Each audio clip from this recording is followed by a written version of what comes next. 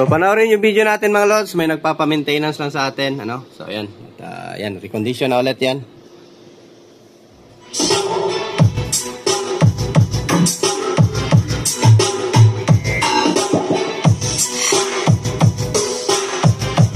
Since 2013 ang board nito.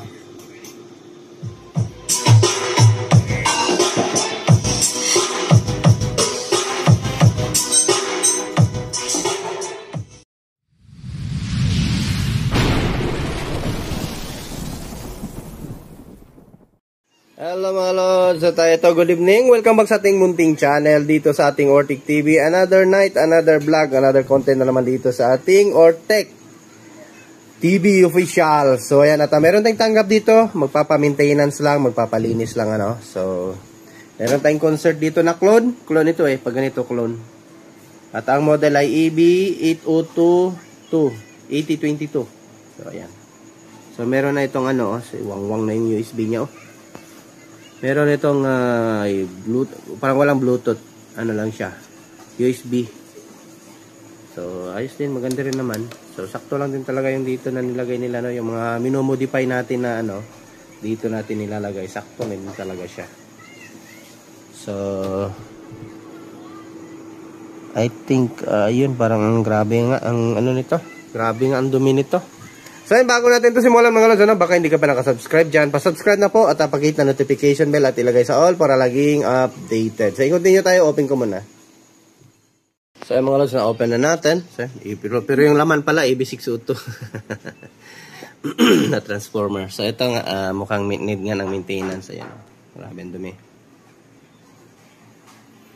So linisan na lang natin to. So okay naman, kahit cron. Kompleto naman yung mga transistor, wala namang pineke. So ano pa rin, malakas pa rin to. Parang concert original pa rin siya. So need lang talaga ng maintenance. Ayan, makikita nyo. Ayan o. Ayan siya. Alikabok na. Ibang klase yung alikabok, parang putik So yung USB board niya, yung decoder, malaki yung board.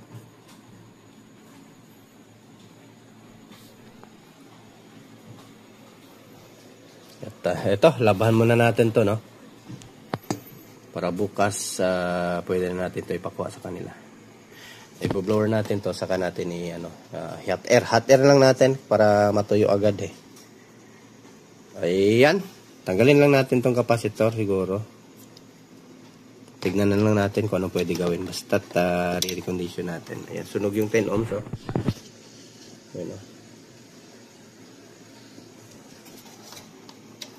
Ayan wala namang, okay naman yung fuse, basta't papalinis. Tumutunog naman to. At saka itong volume 360 na Ayan wala na patayan. 360 na siya. So palitan natin ang master volume and then goods na ito. So ito mga lods at ayan. Tapos natin yung blower. So may basa-basa pa. I-hot air lang to natin ngayon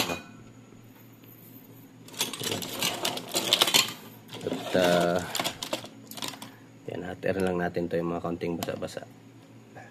Yan, basa dito. Hot air na lang to. Ano lang to, bilis na to patuyuin.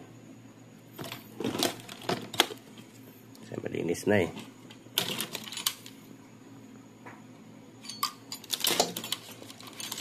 May ano pala to siya mga lods. Maganda pala to. May yung decoder niya. Ito mismo, meron din pala tong video player. Real player yung tawag yun. Kaya pala may sulat na dito na ayan real player. So may output siya ng video. So ayan kung meron kang movie na USB, pwede ka mag-plug dyan. So babasahin lang niya. Ito, dito ka lang maglagay ng TV. So parang wala na ganitong model. Parang mga pa to, unang clone Tingnan natin ang kasulat dito. EB502. So ano pa 2013 pa mga lods Tingnan niyo yung data ng clone. So it means magandang magandang amplifier pa to na clone. 2013-03-22 March March 22 2013. So gawa ang na to, amplifier. So, goods pa naman yung mga parts niya. Taiwan din yung mga ano niya eh. Ayan o. Ang lalaki ng mga pins ng kanyang resistor. Ayan o. Ayan o. Diba? Lalaki ng mga pins. So, wala pa naman kalawang. Goods na goods pa. Pero treat na lang natin to ngayon. Para naman tatagal pa sa ano. Kaya pala ano, nagsabi si client sa atin, yung USB niya daw is itong pinaka-decoder. Nagwawala-wala daw yan eh. So, gawa nga na nitong ano, 10 ohms. So, na-try ko na to dati ganito mga lods, ano, yung mag-add tayo ng mono. Namatay yung ilan natin. Yung mag-add tayo ng MP3 decoder. So, pag dito tayo naglalagay, ay naghahaming siya. Iba talaga yung ano, pag built-in yung ganito, yung kasama talaga sa factory yung paggawa ng ano, kahit ma-common yung ano, ground, walang problema. Hindi siya nag-ground looping. So, yung mga China na pagbibili tayo ng mga decoder, nag-ground looping eh. Kahit ginaganito ko na dati. Kaya ang ano talaga, it's mas mainam talaga separate yung supply. Minsan kasi tinipid din nila yung ano. Okay lang sana pag malaki yung ampere ng sa blower, wala problema. O katulad nito, tingnan niyo mga lods. So, ito wala din eh. So, parang sakura lang din. Ano. Walang supply para sa ano. Para, ayun parang DB audio. Main amplifier supply lang at saka yung sa tatlong control. Wala na siyang separate na ano. Pati yung blower, dito din kumuha eh. Sa mismong supply oh. Hindi naghaming. Pag built-in talaga yung pagkagawa ng MP3 decoder or USB player no. Kaya pala may IC to kasi may MP3 may ano pala MP4 player. So nagpi-play din pala ito ng ano mga movie. Ayos din no. Tapos lagay ka na lang ng TV sa output. Yun goods na. Meron ka na pwede ka manood ng movie. So yan yung casing mamaya natin linisan. Unahin muna natin itong patuyuin. So ay mga lods that ito tuyo na. Ayan. Na-treat na din natin, syempre. Ayan o. Diba? Mukhang amplifier na ulit. So, yung 10 ohms na nasunog, pinalitan na natin.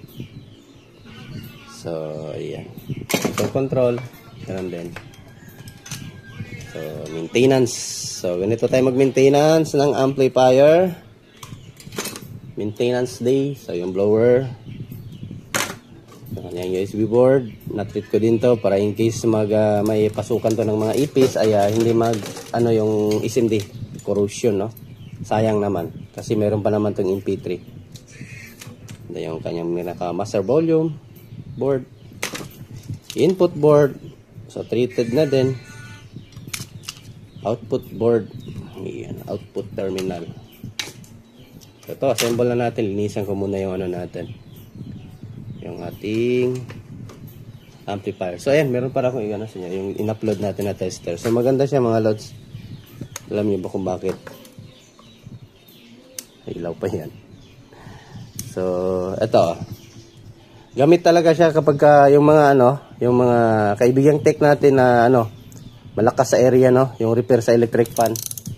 So, hindi ka na mahirapan. Kunyari, ito, 1.5 UF. So, lagay lang natin dito sa 2 UF. Ayan, 2 UF. So, tester mo lang. Malalaman mo kung buo pa o hindi. Actually, meron tayong nag-repair tayo ngayon ng 3 electric fan. So, goods na, no? Hindi ko na na-vlog. Pag mga electric fan kasi mga hindi ako nagba-vlog. Kasi, ang dami na kasing mga, ano, nagsishare ng electric fan. So, ayan, no? So, ito, goods. Yung isa, sana yun. Tinatapong ko nata. Yun. Meron yun dito. Saan ko na nailagay yun? So, doon to galing sa isa. Yung isa naman ay hindi talaga natin na-repair. Tinanggal ko na lang yung capacitor. Kasi, sunog yung kanyang motor. So, kasi kung bibili ka pa ng motor, gastos ka pa ulit, no? So, pero kung okay lang naman sa mayari, kausapin ko lang. Sana kaya yun? Na ano yun, ito, dito. Dito pala. So, ito, tingnan nyo. Ito yung pinalitan natin kanina. So, 1.5 UF. So, tester natin.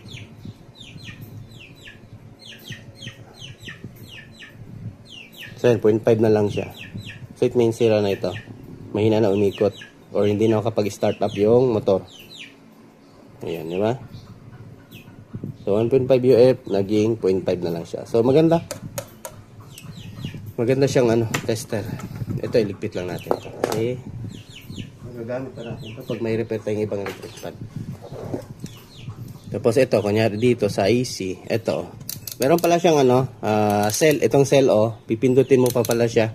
Kunyari, ito DC tayo ngayon Pag ilagay mo siya dito sa 1000 volt or yung sa DC niya is 1000 volt, pwede siya pang pang solar.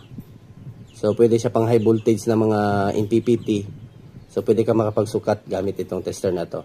Then yung niya AC is 750. So ayan. Kapag ka-i-AC mo siya, kasi marka dito DC, kapag i-AC mo siya, pindutin mo lang itong select.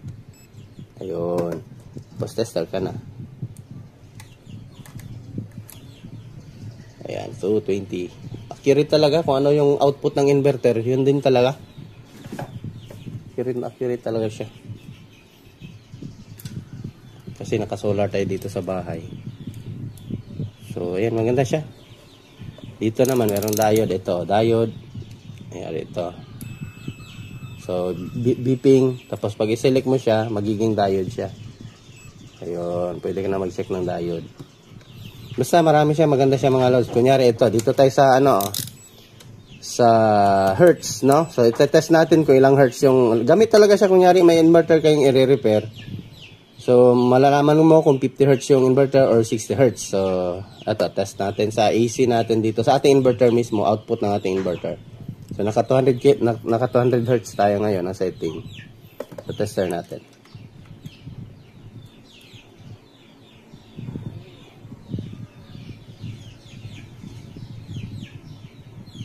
Wait lang. Dapat 2 kHz pala. 2 kHz.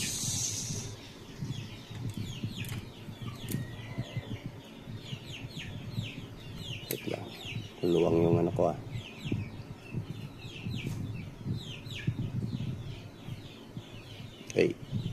Ayan ay nako, maluwang.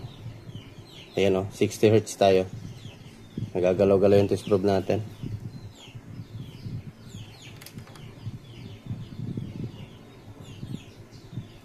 Ba yan, nawawala-wala.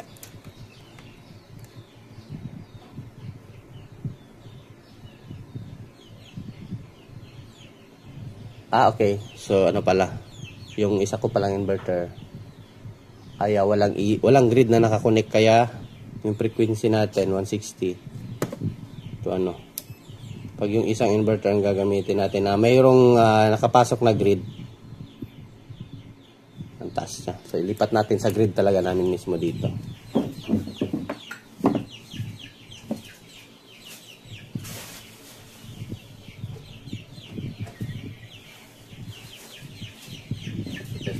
Maganda siya mga lods.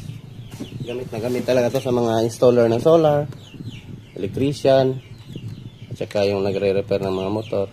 Ayun 60 Hz. So, naka-grid tayo. Yung solar ko kasi, yung isang inverter ko is wala yung nakapasok na... Iba kasi yung inverter mga lods kapag walang grid na pumapasok sa kanyang system, ay hindi siya ganito. So, kumbaga magta-times 2 siya Yung isang line 60 Hz, yung isang line 60 Hz. So, kaya yun, ang resulta, nagiging 120 Hz. Pero kapag mapasokan yan siya ng grid, kasi off-grid yung setup ko dito sa isang inverter ko. Yung isang inverter ko sa labas, may grid yung pumapasok. Kaya yun, 60 Hz talaga yan. Ito ngayon siya, At, yan. So, 60 Hz talaga. Yan, accurate. Ito yung grid namin mismo dito, yung Samsel ko namin, So, hindi to sa output ng solar natin. So, ayan. Gamit talaga siya. Ito, yung sa mga transistor to Kapag magte-test ka, malalaman mo kung ibuo pa o hindi. Ayan, may marka naman. Tusok mo lang dito. PCB, pang check ng Ito, dito sa resistor naman, maganda din siya. Pang tester, So, ito, may sunog tayo. Itong sunog, tester natin. Lagay natin sa 200 kasi 10 ohms lang naman to.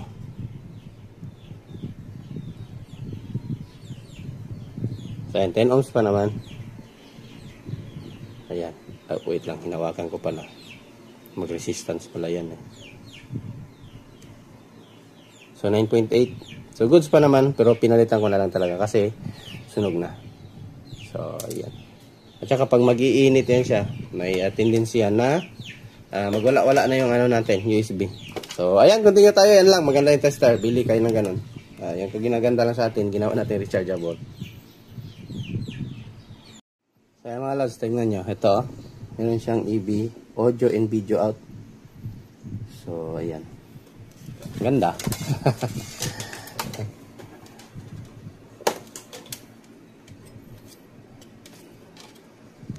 Ito, ano ba ito dito? Audio out. Tapos, ito na yung sa video. CBBS.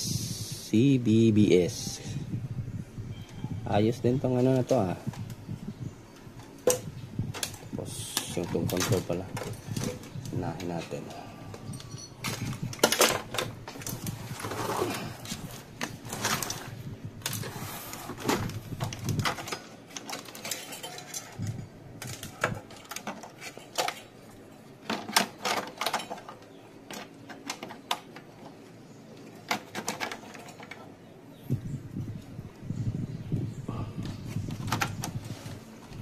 Why are you holding there?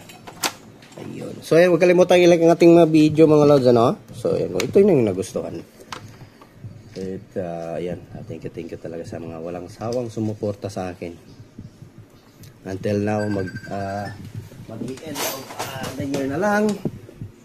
Another year na naman tayo. So, magpo 4 years na tayo sa YouTube. Ay, hindi pala. 4 years. Ano na pala kasi since 2020 tayo nag-start, so magsi 6 years na pala tayo. Okay lang, at least meron ako nasi-share sa inyo mga idea. At yan, may mga ibang mga bagong mga newbie na nagchat-chat sa atin na na nagti-thank you kasi nga binabahagi natin yung kaalaman natin. So naging technician na din sila. Basta ang ko lang talaga is idea lang talaga, no. Hindi talaga as in 100% na kasi kayo naman po talaga na magre-repair eh. So at least meron lang kayong idea sa inyong i-repair. At kung wala naman, silip na naman sa ibang video natin. Ang dami naman natin sa inyo share dyan. Siguro ang dami ko ng video pala mga lods. Na-check ko almost 800 na ata. 800 videos. Yung iba walang kwenta. So, ito. At, palit natin So, post ko lang yung video natin para hindi masyado mahaba. So, ayun mga lods, ito natapos na natin ilagay. At, yan, goods na. Ayan, oh. Ayan. So, testing natin. Series valve muna tayo para in case may short, hindi tayo masunugan. Power. Ay, yung ano pala. Ito pala ilagay. Yung sana yung wire. Yun, natanggal. Wait lang mga lods. So, ayan mga lods. Ito. Testin na natin. Ayun. Pero wala tayong speaker. Hindi mo pala. Speaker pala. So, ayun, mga hindi pa nakasubscribe dyan mga lods, subscribe na po. Speaker.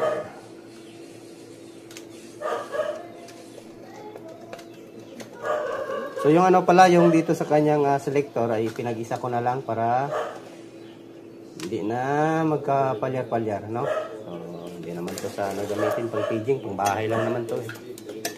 So, bypass lang natin.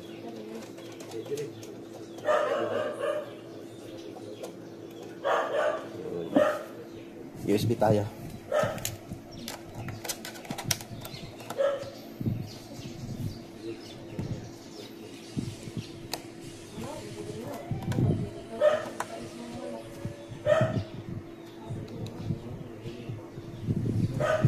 Ano ba to? Ano ang mode nito? Mode. Where is the mode? Batang mode to ah. Bakit naka-line? Walang mode. Ah, dito pala. Automatic pala siya. Nutin natin ulit. At ayaw mag-USB. Ayun. Wait. Maluwang ata. Ayun, maluwang pala oh. Hindi ko pala na-resolve. So, resolve ko muna mga lads.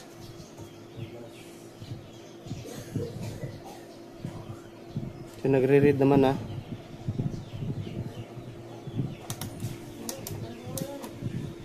Walang audio ah.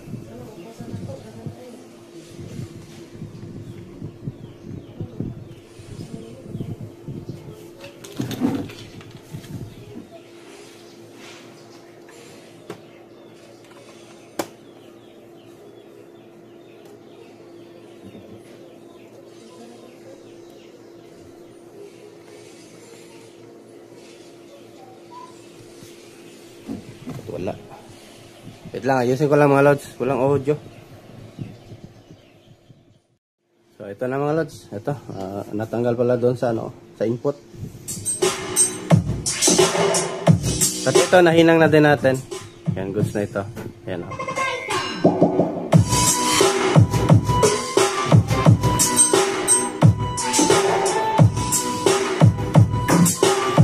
Rekta natin. Umiilaw yung series valve natin.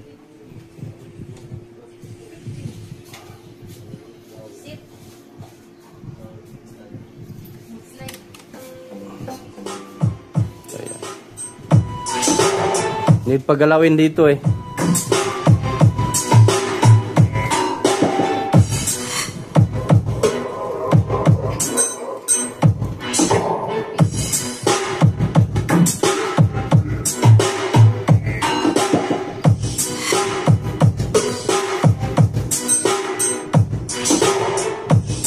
So, huwag kalimutang i-like ating video.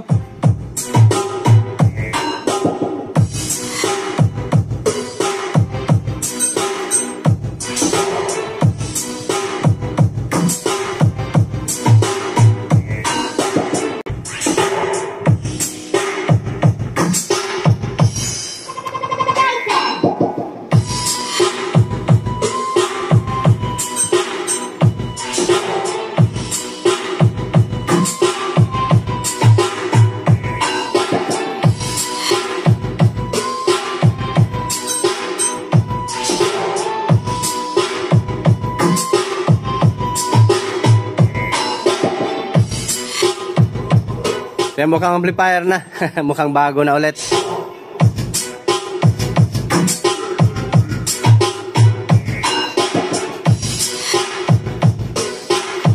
Parang original din tunog nito eh. Laki din kasi ito oh. Kahit aluminum. Aluminum nga lang talaga.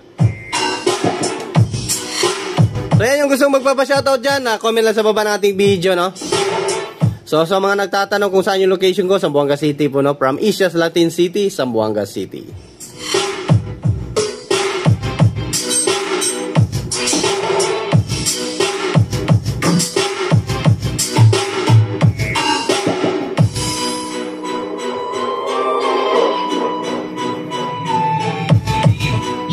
Lloyd. So hindi na natin masyado pabayin yung video natin dahil done repair na naman tayo, another successful recondition or maintenance no.